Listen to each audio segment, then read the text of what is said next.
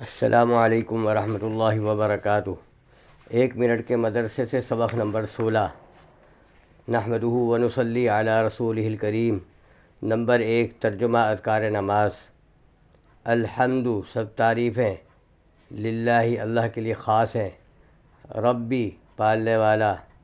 Number 3، چپکے سے آمین کہنا۔ نمبر 4، فجر اور ظہر میں طوال مفصل، یعنی سورہ حجرات سے سورہ بروج تک، عصر و عشاء میں اوساط مفصل، یعنی سورہ بروج سے لم یکن تک، اور مغرب میں قصار مفصل، یعنی سورہ زلزال سے سورہ ناس تک کی صورتیں پڑھنا۔ نمبر 5، فجر کی پہلی رکعت کو طویل کرنا، یعنی دوسری رکعت سے پہلے پونی ہو یا آدھی۔ نمبر 3، بڑے بڑے گناہ جو بغیر توبہ کے معاف نہیں ہوتے، اور ایک گناہ بھی اوپر سے نیچے گرا دینے، یعنی جنت سے جہنم میں لے جانے کے لیے کافی ہے، مگر اللہ تعالیٰ جس پر فضل فرمائے۔ نمبر 14، فخر کرنا، یعنی اپنی بڑائی جتانا۔ نمبر 5، باوجود قدرت کے حاجت مند کی مدد نہ کرنا۔ نمبر 16، کسی کے مال کا نقصان کرنا۔ نمبر 4، گناہ کے نقصانات جو دنیا میں پیش آتے ہیں۔ نمبر 14، گنہگار آدمی اللہ تعالیٰ کے نزدیک بے قدر اور ذلیل ہو جاتا ہے، پھر مخلوق میں بھی اس کی عزت نہیں رہتی۔ نمبر 15، گناہ کی نحوست نہ صرف گنہگار کو پہنچتی ہے بلکہ اس کا ضرر دوسری مخلوقات کو بھی پہنچتا ہے، حتیٰ کہ جانور تک اس پر لعنت کرتے ہیں۔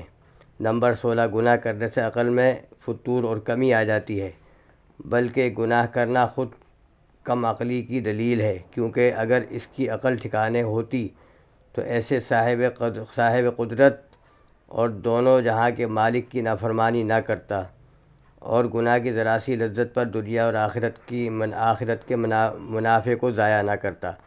نمبر 5، طاعت کے فائدے جو دنیا میں ملتے ہیں۔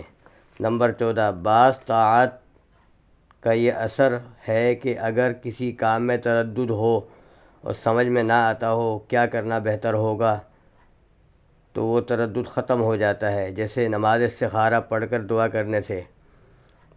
نمبر 15، بعض طاعت میں یہ اثر ہے کہ اس سے تمام کاموں کی ذمہ داری اللہ تعالیٰ لے لیتے ہیں، جیسے شروع دن میں 4 رکعت نفل پڑھنے کی یہ فضیلت حدیث قدسی میں وارد ہے۔ نمبر 16، بعض نیکیوں میں یہ اثر ہے کہ مال میں برکت ہوتی ہے، جیسا کہ حدیث شریف میں ہے کہ اگر بیچنے والے اور خریدنے والے سچ بولیں، اپنے مال کی حالت ظاہر کر دیں، دونوں کے لیے ان کے معاملات میں برکت ہوتی ہے۔